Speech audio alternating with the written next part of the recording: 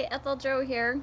And so today's is part 2 of 10,000s by Kelly Jean. This is 10,000 Lies. I did 10,000 words yesterday, which I highly recommend. I think we all need to have an Ollie, and we all need to have a Xanath in our life, or Xanath in our life. She is my favorite heroine. An Ollie is a normal man going through the emotions, but he knows how to love. But at the end of 10,000 words, this is a spoiler alert, so if you don't want to know what happens in 10,000 words, stop, go read the book, and then come back and watch this review.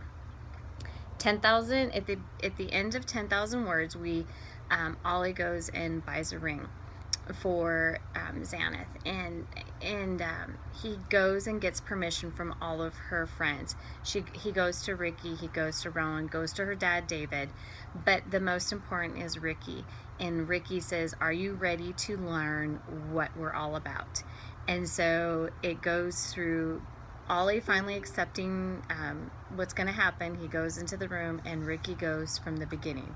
And this goes back to when Xanath and Jaime and all them kind of are growing up, and it's amazing. This story grows with them as they get older and what they're gonna do.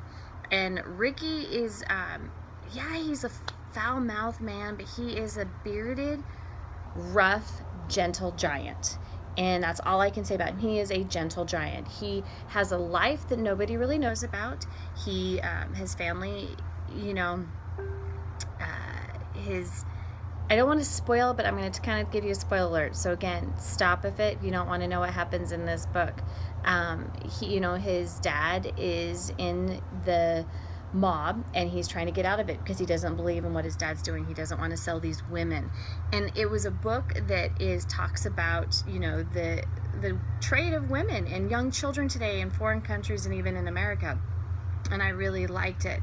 But there's just so much more to this because he's trying to get out of it. His name is Jaime, and he changes his name to Ricki, and then everybody's lives start to intertwine. Why did Ricki know Aunt? Why did Ricki know, how everyone kind of intertwined and what their company and their business about?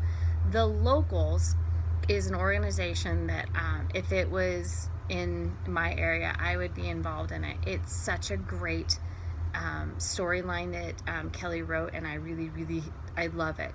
I really like that she let Jaime grow. She was a teenager, and then as she got older, and then how Ricki and her kind of have this relationship that kind of gets better with time.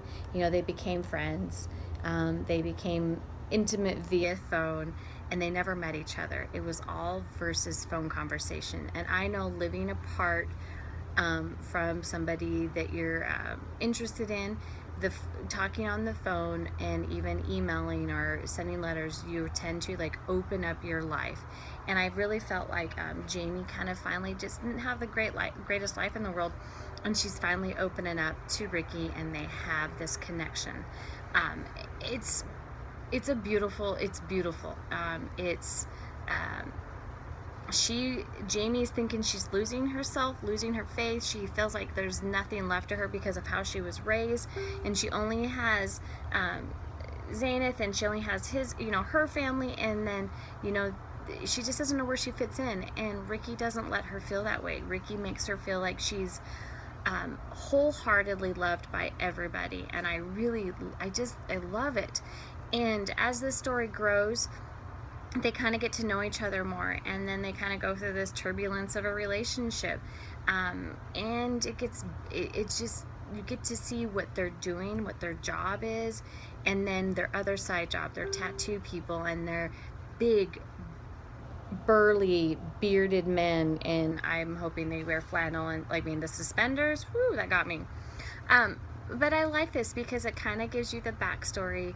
You have 10,000 words, and you kind of hear what Ricki and Rowan are doing, and you never know. And then now you get to know what Ricki and Rowan do, and it's kind of like a beautiful mind, in my opinion.